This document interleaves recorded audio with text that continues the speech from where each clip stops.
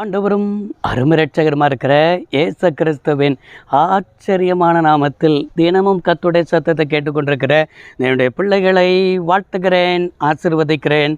நீங்கள் ஆசீர்வதிக்கப்பட்டவர்கள். இந்த நாளிலும் கூட ஏதோ ஒரு காரியத்து நிமித்தம் நீங்கள் சோர்ந்து போய் இருக்கிறதாகவே என் ஆவியானவர் எனக்கு ஆவியில் காண்பிக்கிறார். இன்றைக்கு உங்களை பார்த்து தான் தீர்க்க தரிசனமான வார்த்தை கடந்து வருகிறது.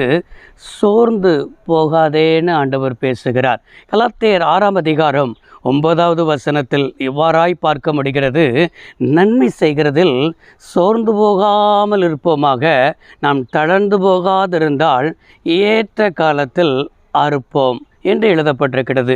எனக்கு அருமையான தேவனுடைய பிள்ளைகளே, இங்கே அப்போஸ்தலனாக இருக்கிற பவுல் கலாத்திய நாட்டு சபைக்கு என்ன சொல்லுகிறார் என்று சொல்லி நம்ம பார்ப்போம் என்றால், நன்மை செய்கிறதில் சோர்ந்து போகாமல் இருப்போமாக. நம்முடைய வாழ்க்கையில் கூட நம்ம பிறருக்கு செய்கிற நன்மைகளாக இருக்கலாம். எந்த நன்மைகளை நம்ம செய்தாலும் சரி, வேதத்தில் இவ்வாறாய் பார்க்க முடிகிறது. கர்த்தரை நம்பி நன்மை செய் என்று சொல்லப்பட்டிருக்கிறது. கர்த்தரை நம்பி நம்ம நன்மை செய்வோம் என்றால், நம்ம செய்கிற நன்மைக்கேற்ற ஆசீர்வாதத்தை கர்த்தர் நமக்கு தருவார். நம்ம மனுஷனை நம்பி நம்ம நன்மை செய்வோம் என்று சொன்னால், அவர்கள் நமக்கு தீமைகளை செய்யும் பொழுது, இல்லை என்று சொன்னால் நம்ம நன்மை செய்த மனிதர்களே நமக்கு விரோதமாய் எழும்பும் பொழுது, நம்முடைய வாழ்க்கையில் இவர்களுக்கு இப்படி நன்மைகளை செய்தோமே, எனக்கு விரோதமாக இப்படி பேசுகிறார்களே, என் பிள்ளைகளுக்கு விரோதமாக இப்படி பேசுகிறார்களே என்று சொல்லி நம்ம மனுஷனை நம்பி செய்கிற ஒவ்வொரு காரியத்திலையும் நமக்குள்ள சோர்வு வந்துவிடும். அதனால தான் நம்ம கர்த்தரை நம்பி நம்ம நன்மை செய்வோம் என்றால் அதற்குரிய ஆசீர்வாதத்தை கர்த்தர் நம்முடைய வாழ்க்கையில் அருள் செய்கிறவராய் அவர் காணப்படுகிறார். நான் தளர்ந்து போகாதிருந்தால், நான் இப்படிப்பட்ட நன்மைகளை செஞ்சேனே, எனக்கு ஒன்றும் கிடைக்கலையே, நன்மை செய்த எனக்கு உடனடியாக எந்த பலனும் என்ன செய்ய முடியல, எனக்கு ஆண்டவர் தரலையேன்னு சொல்லி ஆண்டவர் என்ன மறந்துட்டாரோ, என் செய்த நன்மைலாம் மறக்கப்பட்டு போயிருச்சோ என்று சொல்லி பலவிதமான கேள்விகள், பலவிதமான எதிர்மறையான வார்த்தைகள், பலவிதமான உங்களுடைய வாழ்க்கையில் அவிசுவாசங்கள், ஏதோ ஒரு காரியத்தை நிமித்தம் நீங்கள் சோர்ந்து போய் காணப்படுகிறீர்கள். கர்த்தர் சொல்லுகிறார், நீங்கள் செய்த ஒவ்வொரு நன்மைகளும் நான் மறக்கலன்னு ஆண்டவர் இடைப்படுகிறார். நான் உன் மேலே நினைவாக தான் இருக்கிறேன் என்பதாக ஆண்டவர் இடைப்படுகிறார். நம்முடைய தேவன் எப்படிப்பட்ட தேவன் தெரியுமா?